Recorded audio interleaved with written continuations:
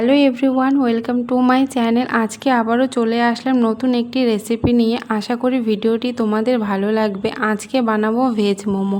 খেতে কিন্তু দারুণ হয়েছিল, একদম দোকানের মতন।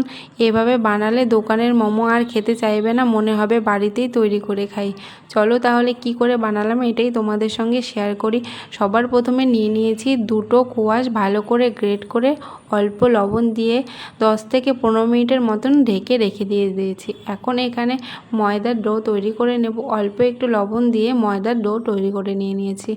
এখন এখানে আমি সেই লবণ দিয়ে রাখা কোয়াশগুলোকে ভালো করে জল ঝারিয়ে নেব।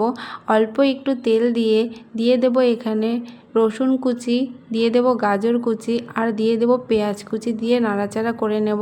এখন এর মধ্যে দিয়ে দেব কাঁচা লঙ্কা কুচি, আর দিয়ে দেব গ্রেট করে রাখা সেই কোয়াশগুলো দিয়ে, আর অল্প লবণ দিয়ে কিছুটা সময়ের জন্য নাড়াচাড়া করে নিলে মোমোর পুরটা রেডি হয়ে যাবে।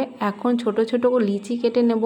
দেখো পাতলা পাতলা করে লিচি বানিয়ে নিয়েছি ছোট ছোট করে। এখন মোমোর পুরটা মানে কোয়াশের পুরটা দিয়ে মোমোর শেপ করে নেব। তোমরা চাইলে যে কোনো শেপ করে নিতে পারো। দেখো আমি এরম ধরনের বানিয়ে নিয়েছি। এখন সেই মোমোগুলোকে স্টিম করে নেব, একে একে স্টিম করে নেব। আর স্টিম হয়ে গেলেই রেডি হয়ে যাবে আমাদের দারুণ স্বাদের ভেজ মোমো। আর ভিডিওটা তোমাদের কেমন লাগলো অবশ্যই জানিও। আর যদি ভালো লাগে তাহলে লাইক, কমেন্ট, সাবস্ক্রাইব করে দিও। ধন্যবাদ।